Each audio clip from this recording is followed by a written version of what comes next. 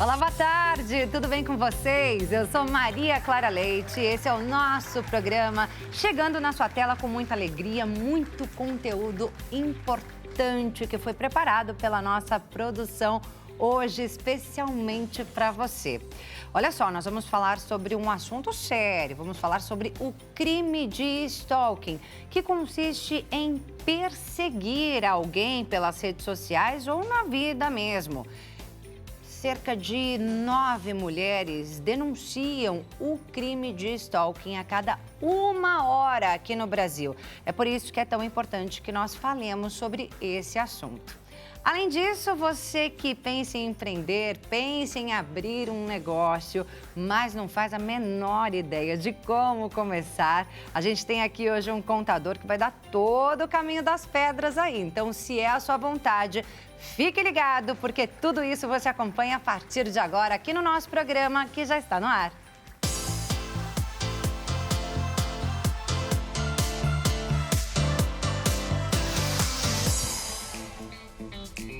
Seja muito bem-vindo ao nosso programa, muito obrigada pela sua companhia.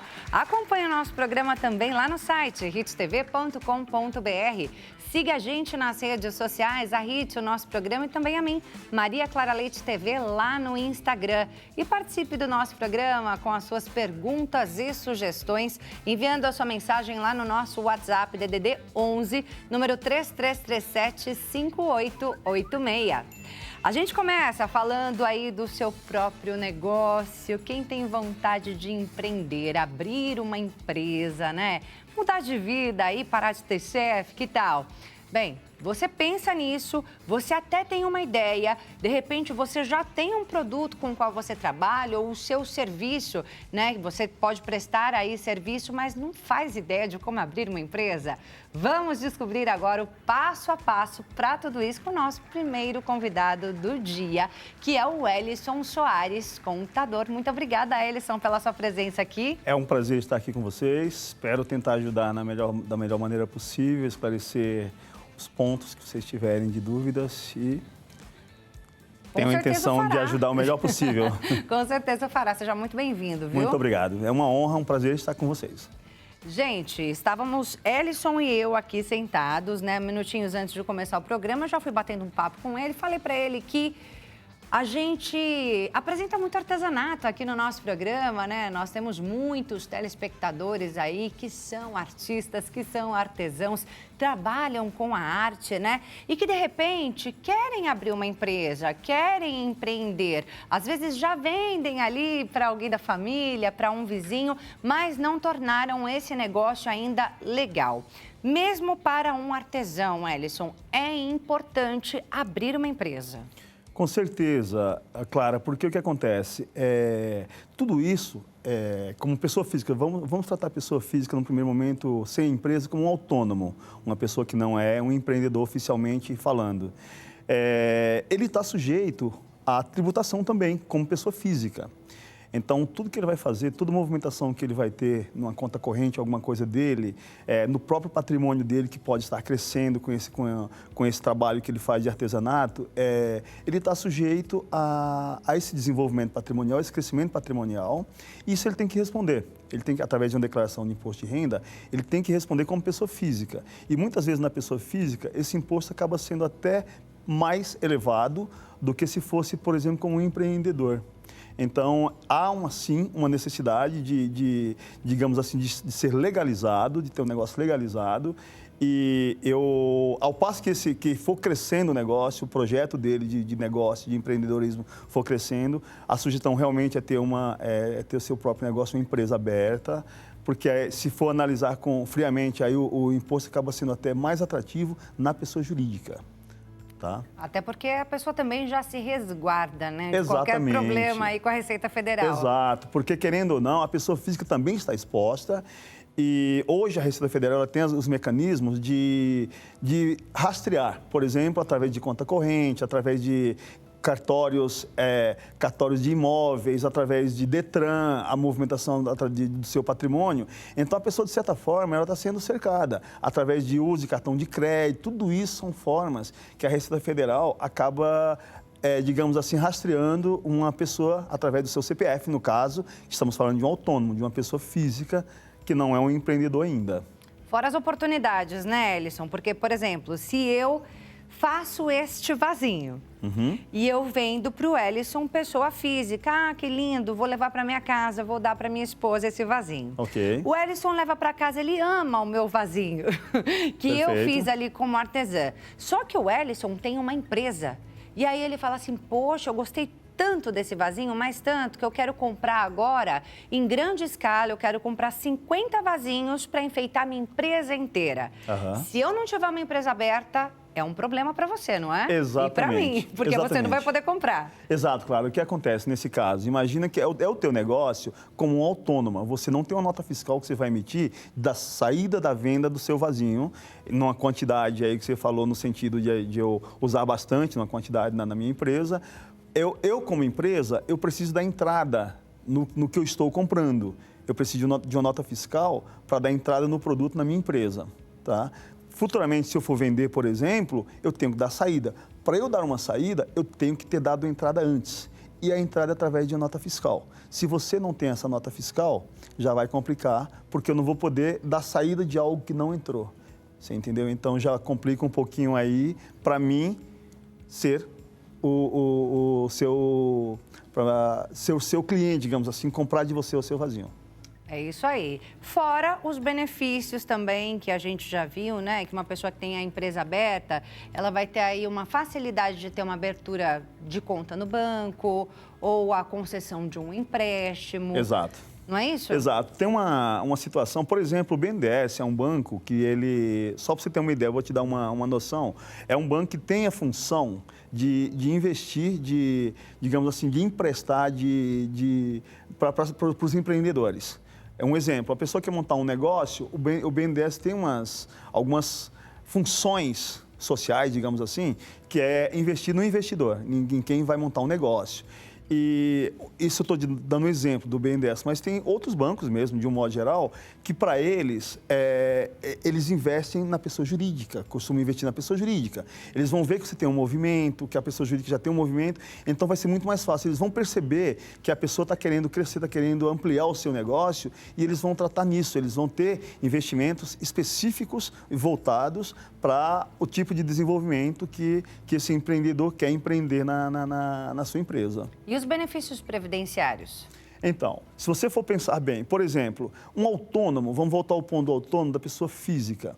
Para ele recolher um INSS hoje, pensando numa doença, pensando no afastamento, pensando na própria aposentadoria, ele vai ter que investir 20% do valor que ele definir como sendo, teoricamente, o salário dele. Ah, o cara definiu que vai ter um salário de R$3.000, então é 20% sobre R$3.000. Na aposentadoria. Ele tem que pagar esse valor por quanto tempo? Durante pelo menos 30, 35 anos, dependendo do que ele vai fazer. Olha só.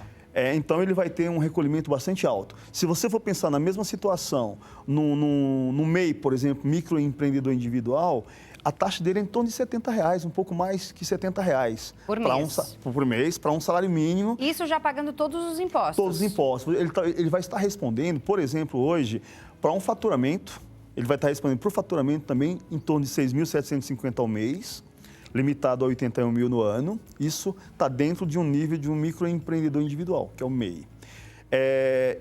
Essa taxa de 70 e pouquinho aí, já é equivalente a uma aposentadoria em torno de um salário mínimo, lá na frente, um afastamento, alguma coisa de doença, alguma coisa que ele venha a ter, e também responde pelo imposto sobre o faturamento dele, que é essa média de 6.750 ao mês nos números de hoje.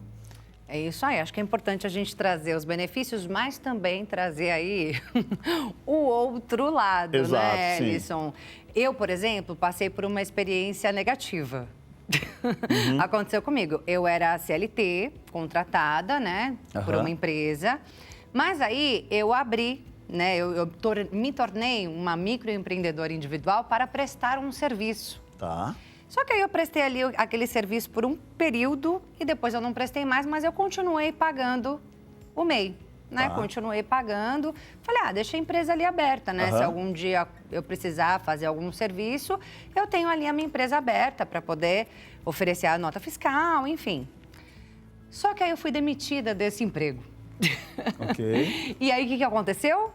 Perdi meu seguro-desemprego. Você tinha o vínculo com a sua MEI.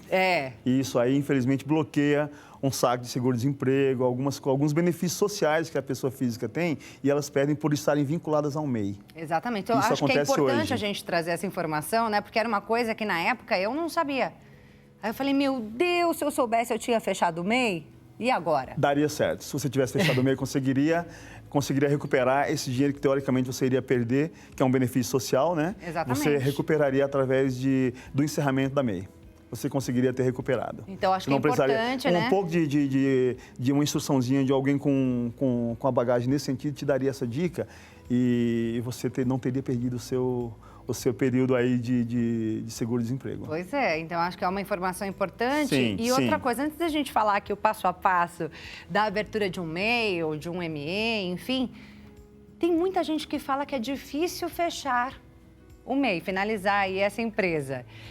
No meu caso, eu precisei da ajuda de um contador, tanto para abrir quanto para encerrar. Né? Eu achei mais fácil, falei, não, vou pedir ajuda do meu contador, porque eu não sei se eu vou conseguir fazer tudo sozinha.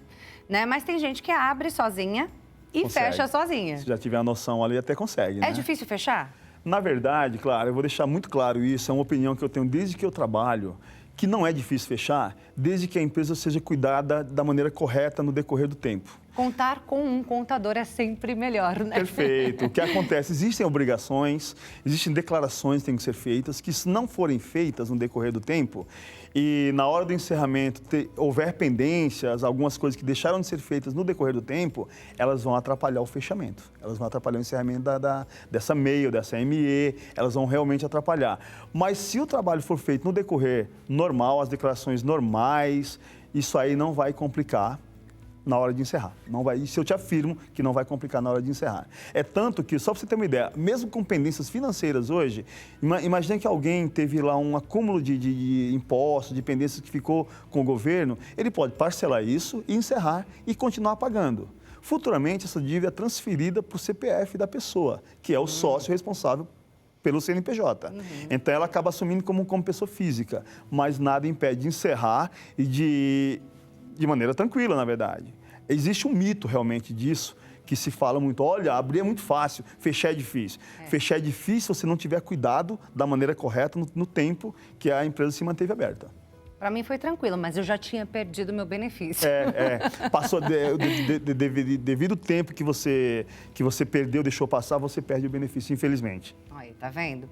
Mas a gente volta aqui a falar da importância, né, de você ter aí a empresa aberta se você quer tornar-se um empreendedor realmente, trabalhar direitinho, né? Exato, sim. Oferecer a nota fiscal, exato, né? Tudo isso. Aí você falou sobre questões financeiras, dever alguma coisa. Se a pessoa tem alguma restrição no nome, ela consegue abrir uma empresa? Consegue normalmente, claro. Isso aí não é um impeditivo para a abertura de uma empresa. Ela pode vir a ter uma dificuldade, talvez no banco depois, que o banco vai analisar o sócio também. Ela não analisa só o CNPJ, ela analisa quem está por trás do CNPJ, que é o sócio, o CPF da pessoa. Então, ela pode ter alguma dificuldade com o banco, mas a abertura da empresa em si, ela não vai ter dificuldade de abrir, pelo fato de ela ter algum problema com o nome. Não vai ter dificuldade. Vamos começar aqui, então, agora, falando sobre o MEI em si. Ok. Sou uma artesã ou presto algum tipo de serviço, quero abrir um MEI. Qual o passo a passo? O passo a passo é bem simples. Você tem uma definição do tipo de negócio que você quer fazer, você já sabe aquilo que você quer fazer, você tem um local para fazer, você já tem a ideia do que você quer fazer, ou como um comércio, ou como um serviço, ou até como uma indústria mesmo, têxtil, alguma coisa que você pode fazer em casa. Eu tenho clientes, na verdade, que fazem isso já em casa, e até uma parte têxtil mesmo, que às vezes a gente fala só em serviço e comércio, mas tem a parte um pouco industrial também, que você consegue seguir também com isso. O que acontece? O que você precisaria? Você precisa de um local que atenda a demanda, que atenda a necessidade do que você vai fazer. Que inclusive pode ser a sua casa inicialmente. Pode ser a sua própria casa, dependendo da situação. Se você não for alguma coisa que gere, digamos assim, cheiro de tinta, barulho que incomode o vizinho, você pode abrir na sua própria casa, não tem problema nenhum. Nada impede você abrir na sua própria casa e você vai desenvolvendo o seu negócio. De acordo com aquilo que você já tem de ideia, você pode começar com uma MEI. A MEI é individual, é de uma única pessoa, né? Microempreendedor individual, é o que significa o MEI. E você tendo já a ideia do que você quer fazer, você pode fazer isso na sua própria casa. E ao passo que você for crescendo, pode ser que você tenha que migrar para uma coisa maior, que seria uma microempresa. O primeiro passo é o MEI, que é o microempreendedor, que é o mais simples, é a pessoa que tem limite de faturamento. De faturamento, exatamente. Pode ter sócio? Não, o MEI não. Não o pode MEI ter é individual. sócio. Ele é individual. Para você ter sócio, você já diz o nome, né? Exatamente, microempreendedor individual. Exatamente, você matou a charada. Né? Já diz o nome. Exatamente. Então, o que acontece? Você começa como MEI, você vai usar basicamente os seus dados normais, o endereço local da empresa, né, que é o primeiro ponto. Você vai usar ali os seus dados normais de CPF, RG, data de nascimento. O nome do MEI vai ser o seu próprio nome, que é automaticamente colocado ali. Antigamente, o MEI ele era seguido do seu CPF. Hoje, o que o sistema faz? Ele antecede o próprio CNPJ que você acaba de criar. Ele é o começo da sua razão social seguido do seu nome. É assim que está hoje. Até porque, antes, você acabava expondo o seu próprio CPF. Então, isso dava vazão, dava, digamos assim, motivo para os hackers, para a gente pegar o teu CPF ali e acabar fazendo alguma coisa com o seu nome. Então, o governo viu uma forma de mudar isso, antecipando da razão social do seu nome, antecipando com o seu próprio CNPJ. É assim que é hoje o MEI, quando você cria. O MEI pode ter funcionário? Pode empregado? Ter um funcionário. Um empregado. É uma situação, um empregado, exatamente. É uma situação que hoje o MEI permite ter até um empregado registrado e ele tem um limite de faturamento hoje até 6.750 ao mês, limitado a R$81 mil no ano. Se ele seguir 6.750 ao mês. Bruto. Não interessa. Vamos supor, eu sou artesã do vasinho. Vou voltar para artesã do vasinho. Sou artesã do vasinho. Eu tenho esse faturamento de 6.750, é isso? Ao mês, isso. Ao mês, 6.750 ao mês. Ao mês. Mas ali está o meu faturamento e também os meus gastos. Inclusive, o valor do salário do meu funcionário. Exatamente. É isso. Está tudo ali dentro dos 6.750. Tá. Se você passar disso, significa que você está crescendo. Graças a Deus, você está crescendo. E é o desejo de todos nós, né? Exato, exatamente. Então, você já está dando um passo aí da sua empresa estar crescendo e até, de repente, migrando de MEI para uma microempresa que aí já tem um faturamento maior e que esse faturamento vai crescer proporcionalmente, o imposto vai crescer proporcionalmente ao seu faturamento. Então, só para ficar claro para quem está em casa, Ellison, explica para a gente justamente essas diferenças. Um MEI, o faturamento anual, 81 mil. Isso. Um único empregado. Isso. É individual, não pode ter sócio. Não, exatamente. Esses 3 pontos são diretos, específicos com relação a uma MEI. Agora, se a pessoa já sobe um pouquinho e pega um ME, que é microempreendedor. Microempresa. Isso, ME, microempresário, digamos assim. Microempresário. Isso. Se a pessoa sobe para esse nível... e o MEI paga R$70 por mês, mais ou menos, de impostos. Os R$70, ele corresponde...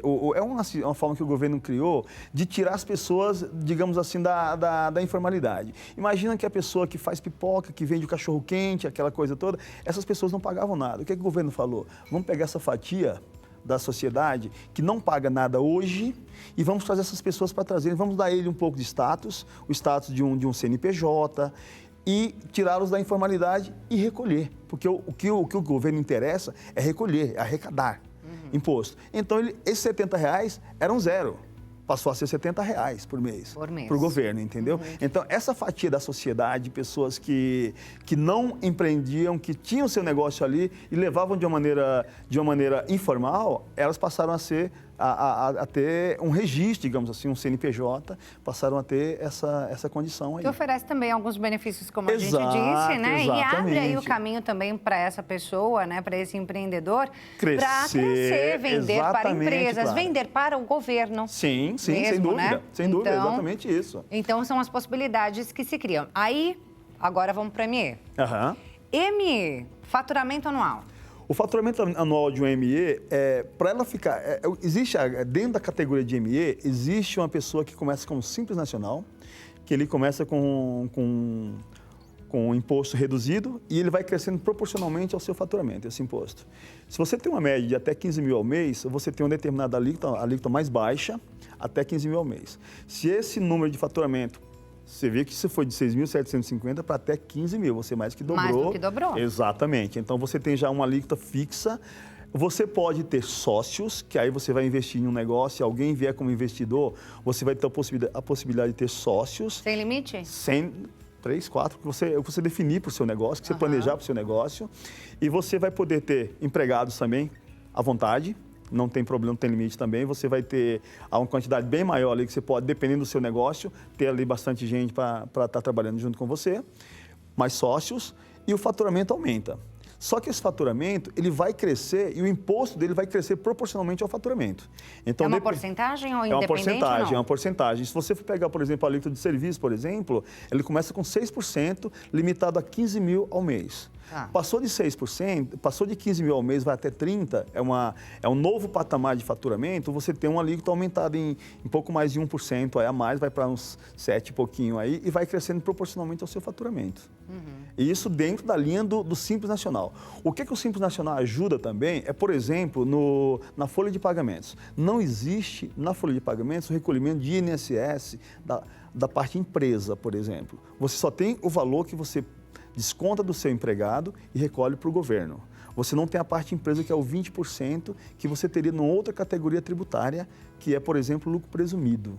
Então, você teria um percentual a mais de recolhimento no lucro presumido que você não tem na categoria do Simples Nacional. Então, o Simples Nacional ele te proporciona um recolhimento menor que, enquanto você estiver crescendo, você tem a possibilidade de pagar realmente um imposto menor, inclusive sobre folha de pagamento, que é o caso do INSS, que é sobre o pessoal que trabalha com você. Então, você tem isso aí. Passando de um faturamento, crescendo proporcionalmente, o imposto vai crescer. Só que o teu negócio vai estar expandindo, né? Que eu acho que essa é a meta de todo mundo, que esse negócio cresça.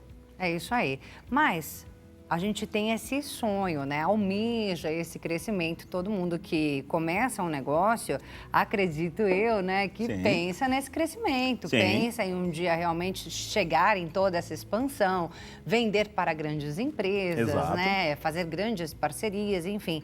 Mas antes de começar, é sempre pensar no planejamento financeiro, Sem dúvida, né? sem dúvida. Tudo começa aí. Né? Antes de dar esse primeiro passo, não, vou abrir uma empresa. Não, calma, pensa direitinho, coloca os prós e contras Exato. ali, né? No papel, direitinho.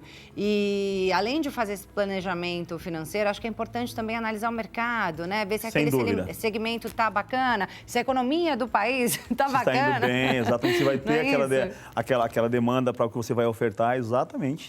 Tem que pensar. Esse planejamento financeiro é super importante, ele é a base de você começar um negócio, na verdade. Começando pelo empreendedor. Imagina, claro, que você não tem a sua casa, que você vai alugar um cantinho. Você tem um custo de um aluguel. Exatamente. Entende? Então, você vai ter um custo de uma matéria-prima, você vai ter algumas coisas que você tem que ter um planejamento financeiro imaginando um retorno. E aí, nesse retorno, vai ter que ter uma análise da região, por exemplo, onde você vai abrir. Será que aquele produto vai ser consumido naquela região? Então, você tem que planejar tudo isso e começar o negócio. E aí você vai, né, também. Exatamente, com a própria concorrência você vai ter que começar e ver a saída. Hoje você pode usar, para expandir o seu negócio, um ponto super importante é a rede social. A rede social é uma coisa que mostra bastante, que te divulga, digamos assim, o teu produto. De forma gratuita. De forma gratuita, você entendeu? Então, é uma forma de você estar avançando com o seu negócio também. Mas esse planejamento financeiro, ele é a base. Você precisa ter ele com o pé no chão. Você tem que saber que, no primeiro momento, o teu recolhimento é menor. Para você dar um passo, você tem que saber que vai mais que dobrar o teu imposto a ser recolhido e tem que tomar esse cuidado financeiro aí para não dar, digamos assim, um passo maior do que a perna. Eu queria te fazer uma pergunta também com relação à marca. Eu quero te fazer uma pergunta, eu vou te fazer essa pergunta, Perfeito. Ellison. Sim. Porque teve um caso recente agora, né, da influenciadora VTube, por exemplo, que ela criou uma marca para produtos de bebês, né, produtos de bebês, só que essa marca, um nome muito parecido, já existia há quase 20 anos. Também uma loja de produtos de bebê. E aí ela foi processada para que não usasse mais essa marca, né? E, enfim, se ela continuasse usando, teria que pagar uma multa aí de R$10 mil ao dia, se eu não me engano, é uma coisa assim. Registrar a marca é muito importante? Em qual momento? E como se faz isso? Vamos lá. É super importante. Sua pergunta foi perfeita, muito boa pergunta, muito oportuna. Uma das coisas que o meu escritório trabalha é com marcas, com registro de marcas. Então, o que acontece? Só para você ter uma ideia, essa questão aí dessa pessoa que teve esse problema, ela vai ter esse problema mesmo. No primeiro momento, quando ela está abrindo a empresa, ela tem que pensar, dentro do planejamento, da abertura do negócio, ela tem que pensar no nome. Quando ela for pensar no nome, ela vai ter que analisar se esse nome já existe no mercado.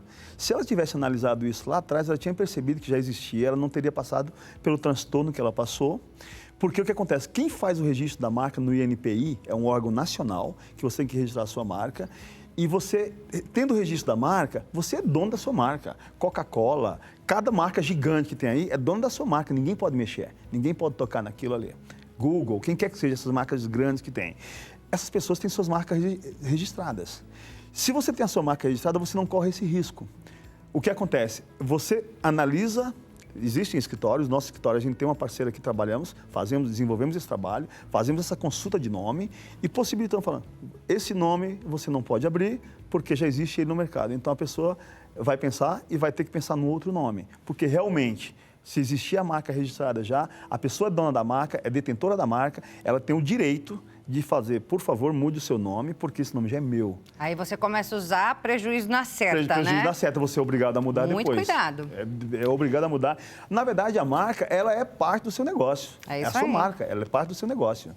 É isso aí. Gente, vou deixar aqui os contatos do Ellison. A gente conversou aqui, papiou, o tempo voou, Ellison. Muito obrigada, viu, pela sua participação. Foi um prazer muito grande, Foi muito Clara. esclarecedor tudo isso que você trouxe pra gente. Ótimo. Eu vou deixar aqui o Instagram, @NosvilleOficial, o nome da empresa, né? Sim. O site também, nosville.com.br, como está aparecendo aí na sua tela. E tem também o WhatsApp DDD 11, número 930195527, como está aparecendo aí na sua tela. Mais uma vez, muito obrigada. Foi um prazer te conhecer. Eu que agradeço, Clara. Foi um prazer, foi uma honra estar com vocês aqui.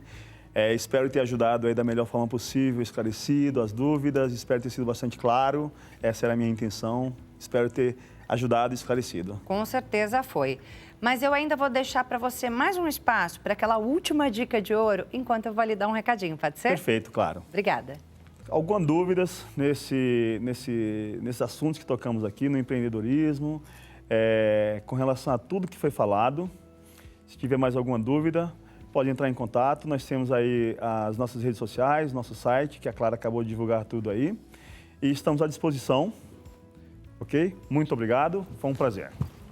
É isso aí, nós vamos agora a um breve intervalo, mas já voltamos com muito mais aqui no nosso programa. Continue com a gente.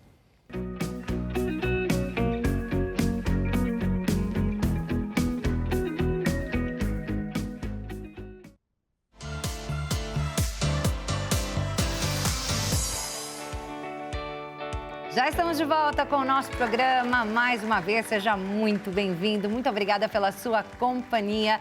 A gente já aprendeu muita coisa importante aqui no nosso programa hoje, né? Falamos sobre a abertura de empresa. Se você perdeu, depois você vai lá no YouTube da Hit TV ao vivo, e você pode conferir novamente essa entrevista. Agora, nós temos uma reportagem para lá de especial. Vamos mostrar o que aconteceu no Salão do Artesanato, que rolou aqui em São Paulo recentemente. A nossa equipe de reportagem esteve lá para conferir tudo isso de perto. Olha só, a gente teve joias, acessórios, roupas, itens de decoração e muito mais. É arte e cultura brasileira em um só lugar. Quem gravou tudo isso pra gente, quem conferiu e registrou tudo isso pra gente, foi o repórter Fernando Jesus, os produtores Ronaldo Ferreira e Sabrina Lima e também o Valdeci Augusto, nosso cinegrafista. Vamos ver! E o nosso programa vai mostrar toda a cultura de artesanal do Brasil, de norte a sul do país. Vem comigo!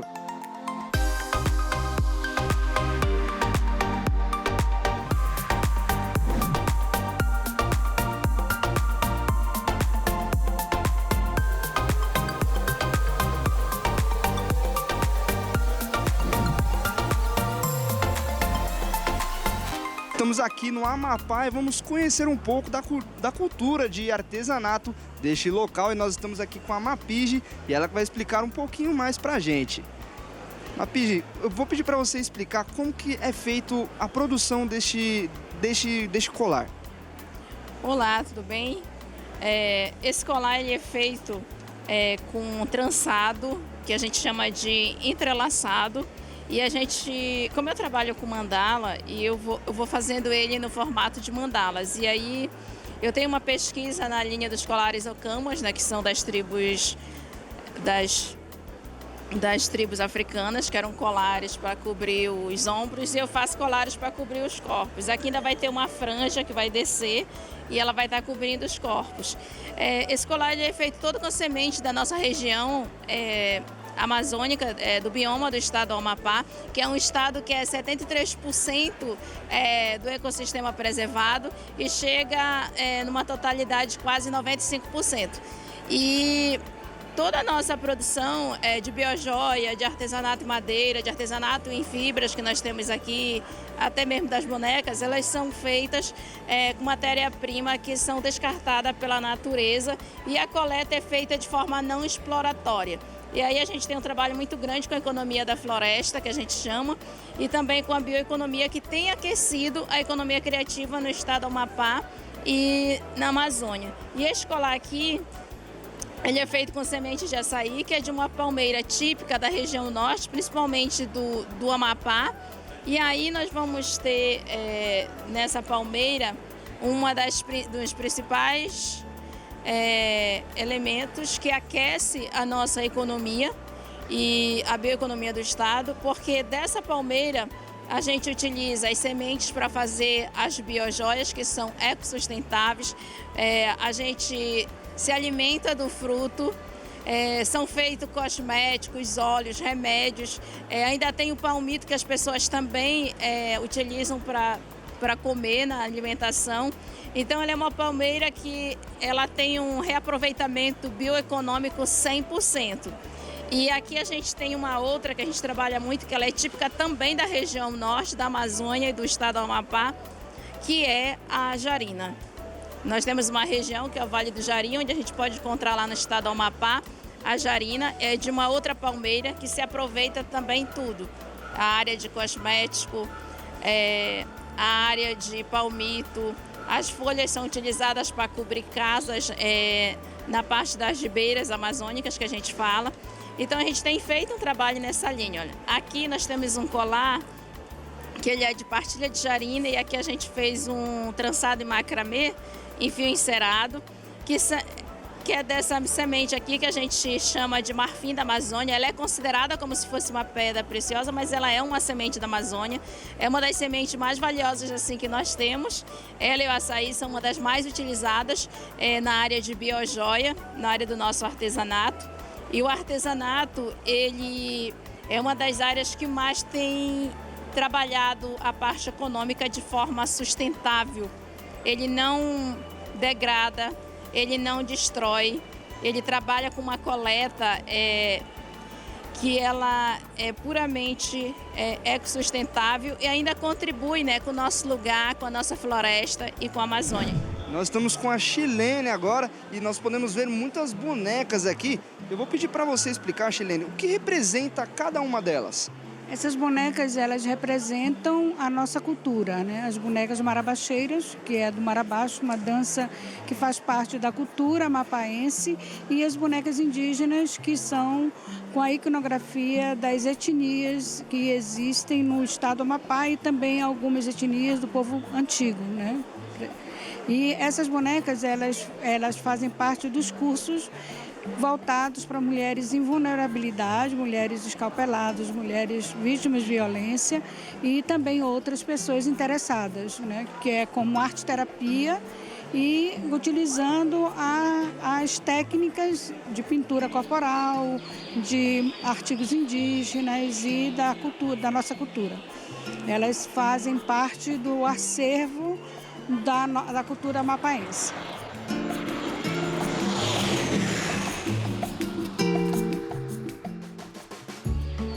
E saindo da região norte, nós vamos agora para a região sudeste, lá no Espírito Santo. Eu fiquei sabendo que lá tem um jardim de peixes. Então vem comigo para descobrir que história é essa. Nós vamos falar agora com a Cris e eu vou perguntar para ela. Cris, se eu bater uma rede aqui, quantas espécies de peixes eu vou conseguir pegar? Aqui, umas 11. 11 espécies? 11 espécies. Pode ser até mais, porque a lavanda são peixes miudinhos. Então eu tenho 6, 7, 8, por aí. Então você está me dizendo que essa rosa aqui, ela é feita de escama de peixe? Sim, é de escama de peixe. E qual peixe seria essa rosa? Essa é budião, é um peixe que dá em abundância do litoral do Espírito Santo ao litoral da Bahia. Olha, como eu falei anteriormente, eu gosto muito de pescar e eu vou mostrar para vocês que eu já pesquei um budião. Ah, que legal! E quais outras espécies temos aqui nesse jardim? Então, aqui essa amendoara é um peixe grande, mas não é um peixe que dá em abundância. Aqui é o budião também, aqui é camurupinha, um peixe que vem do Piauí, a escama para mim. Esse peixe tem até 2 metros de altura, tem escama grande assim, ó, muito. Aí nós vamos andando mais, aqui nós temos só esse tipo de escama aqui, olha quantos peixes tem. Dentão, sirioba, saioba, robalo, tainha. Só nessa qualidade.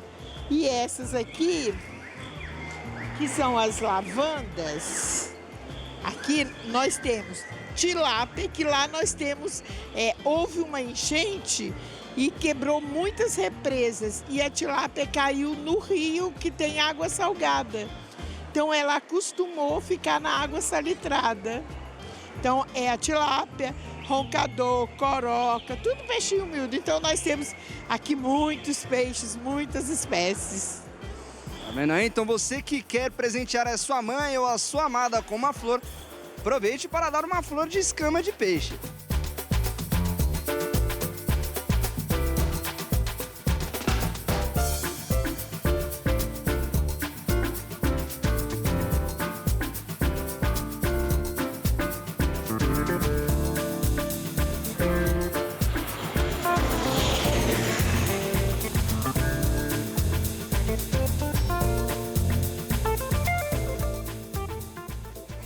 Saindo do sudeste do estado do Espírito Santo, estamos chegando aqui no nordeste, no estado do Rio Grande do Norte. Nós vamos conhecer aqui um pouco da renda de bilro.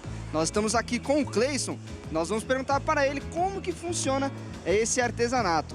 Cleison, tô vendo aqui que temos bastante variedade de roupas, eu quero que você conte pra gente como que funciona a renda de bilro.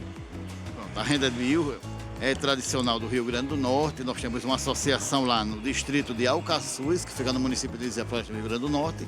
E lá nós temos a tradição do trabalho da renda de bilro, que vem desde a minha bisavó, passou para minha avó, passou para minha mãe e minha mãe passa para mim. Desde os 7 anos que eu trabalho com a renda de bilro. Então é uma tradição de famílias que passou por várias gerações e você começou bem cedo. E eu tô vendo que são muitas linhas. Você não se perde não? Como que funciona? Se perco não. Nesse caso aqui, a gente está fazendo o acabamento para um chale como esse aqui. Que essa pontinha aqui que eu estou fazendo é exatamente esta aqui. Quando começa isso aqui é que o trabalho aumenta. Em vez de 24 pauzinhos desse que você está vendo, que são os bilros, passa para 80. Aí é que o trabalho engrossa mesmo.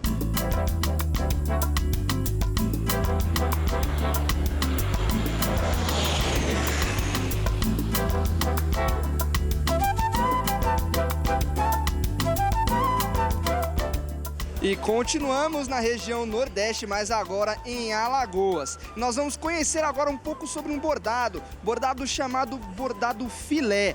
E quem vai contar pra gente é a Adriana. Prazer, né? Contar a nossa história, que vem de Alagoas, que é o bordado filé, que é patrimônio cultural do nosso estado. Tá certo. E Adriana, deixa eu te perguntar, o bordado filé tá na moda? Com certeza, vou te mostrar que tá na moda e eu posso provar. Olha essa peça. Olha que eu tô vestindo também. A provar que tá na moda, a Adriana tá aí vestindo um blazer feito com bordado filé. E quais outros tipos de roupa são feitos no bordado filé? Vestidos, saias, blusas, peças para casa, para decoração, como passadeiras de mesa, jogos americanos, suplá, bolsas. Você vê, a gente tem uma diversidade de peças feitas com bordado filé. Tá certo. E o bordado filé, ele vem de geração para geração? Foi passado de bisa para avó, para mãe, até chegar em você? Conta pra gente um pouco dessa história. Bordado filé vem de geração em geração na minha família, né? Tanto eu montei um grupo produtivo chamado Renda-se Encantos do Filé, que a gente tem mais de 60 mulheres que bordam dentro da nossa comunidade, no nosso grupo, mas a gente tem outras mulheres também que bordam em nossa comunidade, e ele vem de geração em geração na minha família. Aprendi com a minha mãe já aprendeu com a minha avó e já passei para minha filha, para que essa arte não se perca e continue. Então, com certeza o bordado filé vai continuar sendo passado de geração e não vai parar por aí no meio do caminho. Não, de jeito nenhum, não pode parar, a gente tem que continuar. Uma arte, uma renda maravilhosa como essa não pode se perder. Perfeito, Adriana, muito obrigado e parabéns pelo trabalho. Eu que agradeço.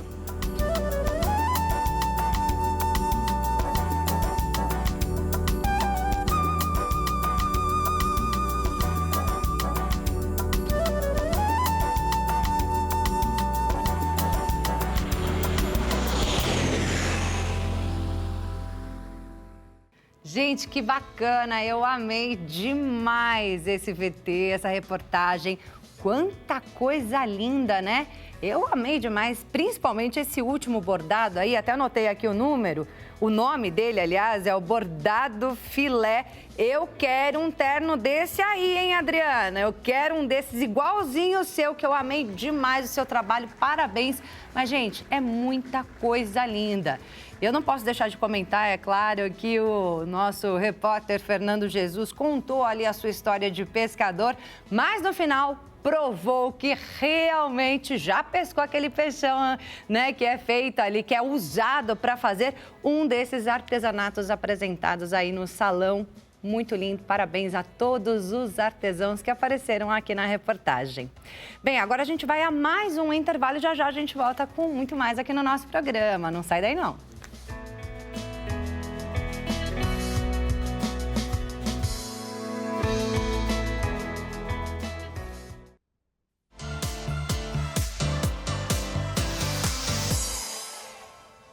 O nosso programa já está de volta. Mais uma vez, muito obrigada pela sua companhia. A você que está chegando agora aqui no nosso programa, uma ótima tarde para você. A partir desse momento, nós vamos falar de um assunto muito sério, mas que sim, precisa ser conversado, precisa ser abordado, precisa ser divulgado. Vamos falar do crime de stalking. Você sabe o que é isso? É aquele crime em que a pessoa é perseguida pelas redes sociais, perseguida na vida, acaba mudando aí as suas rotinas, mudando os seus hábitos por medo de um perseguidor, do chamado stalker. Nos últimos anos, no último ano, na verdade, 9 mulheres fizeram denúncia de crime de stalking por hora no Brasil. É muita gente, então é um número que cresceu demais, cerca de 40% de aumento no número de denúncias de 2023 na comparação com 2022. Para falar sobre esse assunto, nós temos aqui justamente um especialista nesse tema. Estamos com o doutor Stefano Ferreira, advogado especialista em Direito Digital. Prazer. Prazer todo meu. Obrigado pelo convite. Parabéns pela iniciativa por trazer esse assunto tão importante e necessário ser abordado. Porque, como você já iniciou, a questão da internet, as pessoas vieram com aquela impressão de liberdade plena e anonimato. E não é verdade. A gente tem, a liberdade, ela tem limites, nós temos que respeitar o direito alheio e assim essa questão do crime de stalking, ele vem crescendo muito porque a pessoa acha que pelo fato de na internet estar atrás de uma tela do computador não será localizada. Mas é um engano muito grave porque a internet é uma terra sem lei. É isso aí. Mas, doutor, bem-vindo. Obrigado, Nem falei bem-vindo. Bem-vindo aqui ao nosso programa. Pessoal. E muito obrigada pela sua presença. Sim, é um prazer. Mas nem sempre é só pela internet, né?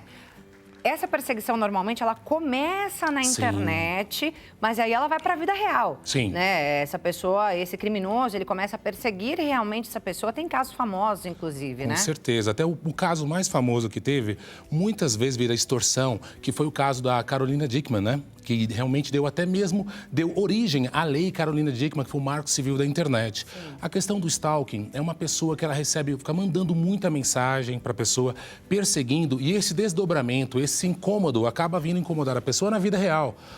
Causa também abalos psicológicos, atrapalha o cotidiano da pessoa e pode sim se tornar uma coisa relacionada a uma ameaça, uma questão realmente de uma perseguição para o mundo real.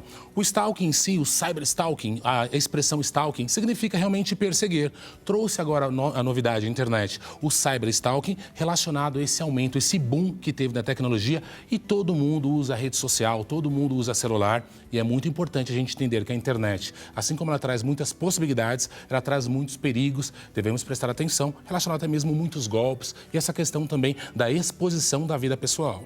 É isso aí, a gente tem que tomar muito cuidado. Depois, no final, eu vou pedir para você trazer algumas dicas até de como é que a gente pode se precaver para não nos tornarmos vítimas, né, dos stalkers. Do stalking, questão de cybercrimes, stalking, golpes que tem na internet, que realmente é o que acontece. Várias situações, geralmente são golpes muito coerentes. A questão do cyberstalking tem também agora até mesmo uma derivação, aconteceu até na política, que é relacionada ao quê? A questão do uso também da inteligência artificial. Ou seja, muitas vezes a pessoa ela tem um arquivo da pessoa, pega uma foto normal, altera alguns dados da foto, algumas características da foto e fala que aquela foto é da pessoa. E muitas vezes ele usa aquela foto até mesmo para constranger ou extorquir a pessoa. Então, várias situações acabam sendo geradas relacionadas à tecnologia. Cada dia pior, né, Cada dia pior. A tecnologia é muito boa, mas até a página 2, né? Sim, tem essa questão. A gente tem que prestar muita atenção, muito cuidado, porque assim o estrago, pior de tudo, tanto os benefícios quanto o estrago que é causado pela tecnologia, pela rede social, pode ser muito, muito grande. A proporção é muito grande de alcance, né? Doutor, a lei do stalking, ela existe há 3 anos, né? Completou 3 anos, agora em março de 2024, né? Sim. A gente tem esse dado de 2023, desse aumento de 40% no número de denúncias. Que são registrados, hein? Exatamente, no número de denúncias, né? Mas é um aumento significativo. Extremamente. Muita gente deixa de denunciar. Então, na verdade, esse número de 9 denúncias por hora no Brasil ainda é um número alto, porém subnotificado. Exatamente. Mas esse aumento que a gente teve tem a ver com a lei? Olha, as mulheres estão se sentindo, porque a maior parte das vítimas são as mulheres, né? As mulheres estão se sentindo mais seguras? Sentindo mais seguro em fazer a denúncia, podemos colocar da seguinte forma. Esse aumento, ele veio relacionado até mesmo ao conhecimento do crime, porque teve até um caso interessante que eu não vou citar nome nem local. Eu cheguei para fazer uma denúncia junto com uma cliente. Ela trabalha numa academia, gerente de uma academia, e acabou acontecendo alguns problemas com ela e ela não sabia o que fazer. Procurou o meu escritório relacionado a essa situação. Na época, fazendo 3 anos, ela não conhecia, não sabia. Nós fomos até a delegacia para lavrar o boletim de ocorrência, realmente a notícia é crime. Chegando lá, o investigador me chamou e perguntou: o que é stalking, doutor? Aí eu falei: olha, vem aqui, eu vou te explicar. Nem foi na frente da cliente. Stalking é uma perseguição na internet, quando uma pessoa realmente acaba recebendo diversos mensagens. E neste caso, o stalking ele pode vir em questão de assédio, de interesse e até mesmo uma forma de prejudicar a pessoa no trabalho. Neste caso, a minha cliente, a pessoa começou a mandar e-mails para a academia dela, que ela trabalhava, falando que ela estava causando problemas, se passava por mulher, falando que ela estava dando em cima do marido. Então, uma questão muito complicada e realmente o conhecimento não somente da pessoa, que muitas vezes a pessoa chegava na delegacia para lavrar um boletim e o próprio policial não tinha conhecimento ou enquadramento para colocar, um enquadramento efetivo. Como veio a lei, e assim, diversas leis que estão sendo inseridas, até mesmo no Código Penal, nas leis gerais, hoje está trazendo uma previsão específica para crimes que acontecem na internet. Então, torna-se muito mais efetivo. Porque tem o tratamento, é como se fosse um tratamento para uma doença. Não trata de modo genérico, trata de modo específico. Então, a efetividade aumenta muito mais. Por isso, diversos crimes que eram registrados de uma outra forma, agora estão sendo registrados de maneira correta. Mas, como a gente falou, ainda é subnotificada. Nem todas as pessoas vão. E eu vou trazer um adendo. A maioria das pessoas que sofrem esse tipo de crime são mulheres, mas tem muitos homens também. Acontece. E no caso dos homens... Porcentagem, você sabe? Acontece, aí vem. A porcentagem de homem que acontece é muito grande.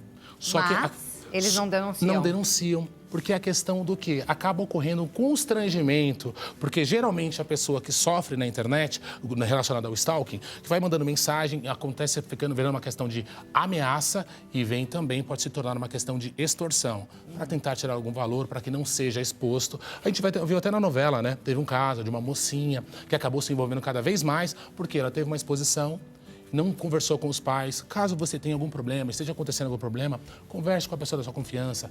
Tomar muito cuidado com as nossas meninas, as nossas crianças na internet. Porque aí a pessoa começa a ceder, né? Exato. Esse caso que você está falando é de uma garota que ela começou a ceder mesmo ao stalker. A pessoa se sentiu acuada e não vinha uma saída. E aí foi cometido ali um crime sexual, na verdade, Exato. né? De abuso mesmo. Sim, aí acabou virando um abuso sexual, fraude virtual. Tem várias situações que acabam acontecendo. Então é um crime que pode-se dizer... Um stalker pode falar, uma pessoa está me mandando muita mensagem, putz, ele gosta de você. Mas muitas vezes vira uma obsessão. Muitas vezes aquilo acaba atrapalhando o seu psicológico. Você está em um local e a pessoa manda uma mensagem. Eu sei que você está aí. Eu sei que você está com tal pessoa. Então, realmente, a gente tem que entender a gravidade e a questão até mesmo de muitas pessoas complicadas no mundo. A gente sabe, a internet deu voz a todo mundo. Então, a gente sabe que muitas pessoas são perigosas, muitas pessoas são desequilibradas. Então, a gente tem que prestar atenção. Quem tem acesso, até pegando agora a questão de um gancho que você comentou com dicas, quem tem acesso às suas redes sociais, você postar aonde você está, com quem você está no momento real, muitas vezes você tem que saber medir aquela necessidade até mesmo de exposição, se você não está se colocando em risco. Tem que pensar. Doutor, eu queria entender qual é o limite, né? Como é que a lei trata isso? Até onde vai a paixão e começa a obsessão? Até onde é ok eu aceitar aquele tipo de mensagem, por exemplo, na minha rede social? E onde começa o crime? O crime, ele pode começar de duas, não tem número em si. A pessoa se sentiu, assim como assédio. Muitas vezes, uma atitude que uma pessoa tem no mundo real, uma atitude que ela tem... Tinha um costume que hoje estão sendo superados, está tendo uma educação, uma orientação muito maior. Então, muitas vezes a pessoa achava que roubar um beijo de outra pessoa era somente uma brincadeira, mas não é isso. Muitas vezes a pessoa fica impactada. E se a pessoa se sentiu assediada, se sentiu incomodada, ela tem o direito de já tomar as devidas... Ali já cabe processo. Já cabe as devidas providências. Ela vai até a delegacia. Muitas vezes a pessoa pode ser chamada para ser ouvida, né, quando é identificada. Ela fala, olha, não sabia que estava incomodando tanto, não farei mais isso. Não faz mais. Então, o interessante mesmo, todas as questões como diz aquele velho ditado, se você não quer que o mal cresça, corte a cabeça. Não deixe chegar até um ponto muito grave. Se sentiu incomodado, tome as medidas necessárias. Assim você vai intimidar a pessoa que está fazendo aquilo ou vai até mesmo punir se for necessário. Então, na verdade, é importante que a pessoa denuncie, independente de qualquer coisa, pelo menos para intimidar, colocar ali uma medida protetiva. Exato. Não é sentiu. isso? E é isso que é interessante. Clara, você pegou num ponto. Muitas pessoas acham, como assim?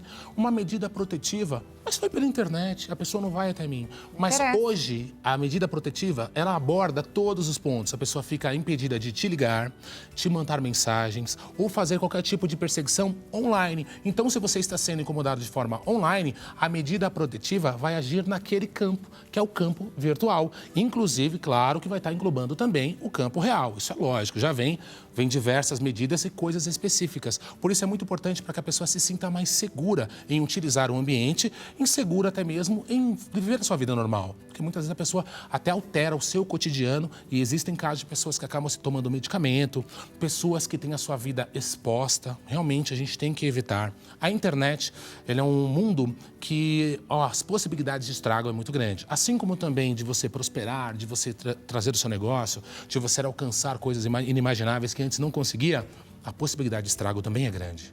Exatamente. Mas assim, só para a gente falar mais um pouquinho da lei, ela prevê detenção, inclusive, até 2 anos, né? Sim, o até 2 stalker anos. pode ficar preso. Sim. Bem, o interessante, assim como vários crimes, a pessoa pensa, são só 2 anos, mas o desdobramento daquele crime pode aumentar a pena. Entendeu? Se de repente teve só uma perseguição, se a pessoa teve algum abalo psicológico, tem várias questões. Até mesmo pode ocorrer de a pessoa ter que indenizar a vítima. Teve a questão de tratamento médico, questão de abandonar o trabalho, todas as questões podem ser revertidas em uma indenização que a pessoa, além de ter a detenção, claro que são só 2 anos, vai ter medidas cautelares, restritivas de direito, o que incomoda, porque além de tudo, fica a passagem criminal na vida da pessoa. Aí pensa, olha, eu não vou ser preso, você não vai ser preso, mas você não será mais réu primário. Você vai ter lá um processo que você respondeu para toda a sua vida. Então, a gente tem que entender que todas as nossas ações têm consequências. E quando a gente gera prejuízo, gera algum dano, incômodo a alguém, a gente tem que ser responsabilizado por aquilo. A pessoa está se sentindo ali perseguida. Sim. Né? Ela acha que tem um stalker ali na vida dela. Ela está se sentindo perseguida, mas muitas vezes ela espera, ela demora para fazer essa denúncia, porque ela fala assim, como é que eu vou provar? Então, eu queria que você trouxesse aqui, justamente, uma lista aí do que a gente tem que fazer para provar esse crime. Que pergunta maravilhosa, que pergunta incrível. Quando uma pessoa está sofrendo por algum crime, ela tem que apresentar as provas. E o que é primordial para você levar nas delegacias, você vai pegar as mensagens que estão correndo, você tem que imprimir e levar impresso. Não adianta dar print. Não, você vai dar print, você dá o print, mas não adianta você chegar lá e mostrar o print. Não, tem que Porque, deixar... infelizmente, poderia É documentado. Tem que ser documentado. Mas eu vou te falar, Clara, mesmo que a pessoa tirou o print, ali tem a prova, vale como prova. Mas se ela chegar na delegacia e mostrar, infelizmente, existe essa ineficiência e falta de vontade. Muitas pessoas vão até a delegacia e estão num estado emocional já abalado. Aí você vai até a delegacia e está aqui, ó. Meu celular está aqui, estão aqui as informações que eu tenho, está tudo printado. Eles vão somente inscrever. Porque você acredita que, infelizmente, nas delegacias, eles não vão ter a iniciativa de pegar, olha, manda para cá que eu vou imprimir? E não tem nenhum banco de dados para guardar isso ali de forma online? Online não tem. Olha que interessante. Infelizmente... Fica essa dica, então, né? Fica a dica. Você realmente, a gente pegar o que acontece, ter um entendimento da situação da pessoa, do abalo emocional que a pessoa... Ninguém vai até a delegacia porque quer. Delegacia, sempre que você vai, é algum problema. Pode ser questão de seguro, pode ser questão de crime. Então, é necessário que você leve tudo por impresso e apresente todas as provas. Só um adendo. Muitas vezes a pessoa não está identificada no perfil dela. É aí que entra até um aviso. Ninguém é 100% anônimo na internet. É possível fazer a identificação do IP, localização geográfica, o número de telefone que foi registrado naquela abertura de conta, de perfil. Então, realmente, a pessoa... Para quem pensa que a internet ela está 100% anônima, ela não está. E se quiser, a pessoa é encontrada. Só para concluir, porque muitas vezes o stalker ele é uma pessoa conhecida. Então, pela localização geográfica, você vai trazendo uma eliminação de dados, você consegue chegar até a pessoa. Olha só, gente, é importante, né? E qual que é o momento da pessoa buscar essa ajuda, buscar a polícia? É importante já ter um advogado? Né? Eu acho que é importante já ter um advogado, sim, até para falar por ela, para ter voz por ela. Sim. Nesse momento dela estar ali abalada emocionalmente, não consegue chegar ali e falar tudo o que é necessário. Nesse momento, a pessoa precisa de conforto e segurança. E é isso que o advogado vai trazer para ela, um direcionamento. A pessoa pode ficar perdida naquele momento. O advogado vai trazer os passos que ela deve trilhar, as medidas que ela deve tomar, que vão ser mais efetivas para o caso. Sentiu-se incomodado, realmente você vê que é uma pessoa, sentiu-se até mesmo temeroso com a situação, você deve procurar o seu advogado. Caso não tenha condição, procure uma delegacia da mulher, para passar informações que eles já passam, estão bem inteirados. A gente já falou, tem 3 anos da lei. Se estiver ocorrendo, faça só uma gentileza, leve sempre impresso. Levou impresso para levar, para eles falarem, olha, está aqui, já junta nos autos, já junta no inquérito essa questão. Vamos solicitar que a plataforma passe informações para a gente localizar. Sentiu-se intimidado, não espere o mal crescer, não espere chegar num ponto terrível. Já toma as medidas necessárias. Por áudio, por exemplo? Você pode levar pelo driving. Você manda no drive, na nuvem, aí você vai colocar. Áudio ele é um pouquinho mais complicado, porque você vai ter que levar ou um pendrive com áudio, ou um CD, o disquete. Vamos colocar o disquete, não tem mais, né? Mas uma nuvem, ela pode ser disponibilizada no próprio inquérito. Aí é uma coisa atípica. Legal. Tá? Mas já serve. E se for, por exemplo, uma imagem mesmo, de câmera de segurança? Nesse caso, ela já vem para a questão da perseguição real. Aí já serve como realmente uma questão... Se a pessoa se sentiu, por exemplo... Mas se enquadra no mesmo crime, ou não? Ela pode virar ameaça. Pode virar ameaça. Porque a pessoa se sentiu ameaçada. perseguida e ameaçada. Quando é no mundo virtual, mesmo assim ela pode se sentir perseguida e ameaçada. A questão das imagens de segurança geralmente depende da localidade. Depende se é na sua residência, você vai ter acesso. E se a pessoa foi até a sua residência, aí você pode chamar até da viatura no momento. E falar, tem uma pessoa me perseguindo, eu estou correndo um risco de vida aqui. Então você pode chamar a viatura se você teve acesso àquilo. Porque, na verdade, quem vai solicitar, de repente, as câmeras de segurança são as próprias autoridades. O Ministério Público, porque aí já virou num ponto bem grave mesmo. Porque se a pessoa está se perseguindo no mundo real, realmente aí já chegou num ponto de medida protetiva. Exatamente. A gente teve um caso, né, não muito antigo, da atriz Débora Falabella, se eu não me engano. Eu até anotei aqui, isso mesmo, da atriz Débora Falabella. Ela contou que tinha uma mulher de cerca de 40 anos que a perseguia há mais de uma década, né? E uma perseguição real mesmo, da vida real. Ela perseguia nos lugares onde ela ia fazer uma peça de teatro, no próprio apartamento dela, já chegou a ficar ali na porta. Essa mulher, ela teve de ficar afastada da atriz por meio de uma medida protetiva. Depois ela acabou sendo presa até... Só que aí essa prisão foi revogada porque ela alegou problema de saúde mental. Sim. E aí, doutor, nesse caso a pessoa sai ilesa? Não, não sai. Muitas pessoas pensam que a penitenciária é ruim, mas o centro de tratamento que não é específico para pessoas que alegam insanidade, ele é muito pior. Porque se a pessoa alegou insanidade, caso venha a ser condenada, e ela vai numa detenção, ela vai cumprir a pena dela na detenção. Agora, se ela alegou insanidade somente para ter tratamento médico, ela vai ganhar, além da pena, realmente ela vai ficar louca. Porque a estrutura, ela é muito pior. A gente entende, mas automaticamente essa pessoa que perseguiu por uma década, ali não é nem questão de um diálogo mesmo. É comprovadamente uma pessoa que ela tem algum abalo psicológico, neste caso. Mas, de todas as formas, vão valer todas as medidas cautelares protetivas. Elas valem da mesma forma. E se essa pessoa, por exemplo, ela pegou e foi detida e alegou que ela tinha problemas psicológicos e ela saiu da cadeia, caso ela quebre alguma medida cautelar, aí a vida dela vai virar realmente um pandemônio, porque realmente ela vai ser encaminhada para um centro de tratamento. E ali acabou a vida da pessoa. Se ela era sã, ela sai muito pior. A gente sabe que, infelizmente, a estrutura do Estado não está preparada para esse tipo de pessoas. Pessoas que cometem diversos crimes, entram lá e eles não sabem o que fazer e às vezes soltam. Teve até um caso agora recente de uma pessoa que foi até um cinema, foi muito divulgado na televisão, que no filme do Clube da Luta, ele chegou e tirou uma metralhadora, estudante de medicina, e atirou nas pessoas. Ele foi agora mesmo, realmente foi declarado que ele não oferece mais riscos. Mas como que vai dizer isso? Uma pessoa que foi a um cinema e tirou uma arma e atirou em todas as pessoas. Então, realmente, fica um tempo, às vezes o Estado não sabe o que fazer, não é como os Estados Unidos, não existe prisão perpétua aqui no Brasil, não existe pena de morte, aí a pessoa ela é liberada. Só que se essa pessoa entrou de uma forma, você acha que ela saiu melhor? Se não tem um tratamento específico, a gente sabe disso. Se nós temos pessoas que a gente leva para tratamentos tão bons, imagine do Estado. Aí acaba existindo uma brecha, questões legais realmente que devem ser analisadas, estruturas que devem ser analisadas, é uma coisa muito complexa. Só que isso acontece e uma cliente minha tinha uma pessoa, interessante, era mulher também, que a perseguia também por quase 15 anos. E era a mesma coisa, teve que obter medida cautelar e infelizmente isso acaba acontecendo. Né? Exatamente. A polícia está aí, você tem que tomar as medidas. Se não faz nada, a pessoa, o desfecho pode ser muito pior, Não sabe né? onde a pessoa vai chegar. A obsessão é algo que não tem limite, a pessoa não tem controle sobre ela mesma.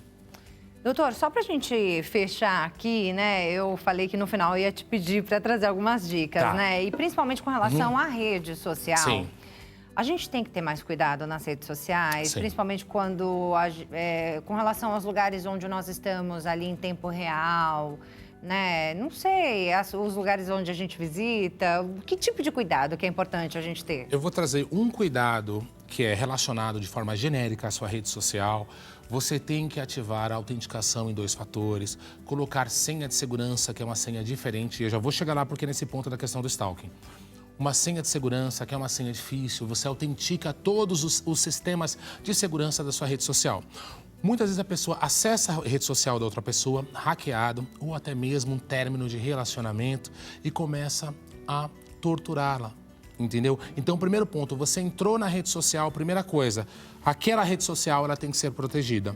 Outro ponto, os locais que você vai, você tem que tomar muito cuidado. As pessoas elas têm o costume de, quando está no local, ela posta naquele local que ela está em momento real. E ninguém sabe quem está te perseguindo, quem está te acompanhando. Quem está te acompanhando, né? Porque caso tenha uma pessoa que de repente pode querer o seu mal, a pessoa ela tem que tomar cuidado nessa questão de proteger a rede social dela, divulgar aonde ela está e as pessoas que a acompanham. Muitas vezes a gente sabe que hoje a rede social ela pode ser privada ou pode ser pública.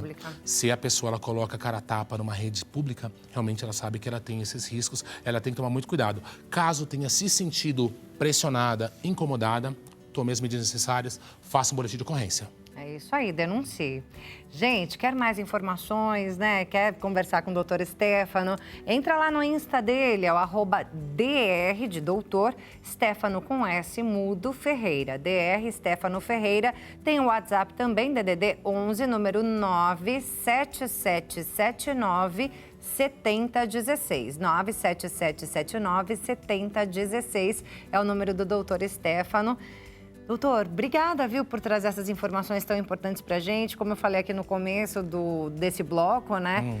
É um assunto que nós precisamos conversar, que, como você mesmo disse, nem todo mundo sabe que é crime, que pode denunciar. Exato. Que tem lei para isso, que tem regra, que tem pena, não é isso? E todo mundo tem o celular na mão, todo mundo está exposto à internet, a um mundo de possibilidades e perigos. Clara, muito obrigado pelo convite e parabéns pela iniciativa, trazendo um tema tão importante e atual. Pessoal, rede social você vai usar com moderação, com cuidado. E para quem está pensando que a internet é terra sem lei, vai cair do cavalo, porque as leis são severas também. É isso aí. Ficou aí o recado, então. Está dado. Com essa aula, então, do doutor Stefano, a gente encerra aqui o nosso programa. A você que ficou com a gente até agora, muito obrigada pela sua companhia. Adorei passar essa tarde com você. Um beijo grande para você e para sua família. Que Deus abençoe o resto da sua tarde. E até a próxima. Tchau, tchau.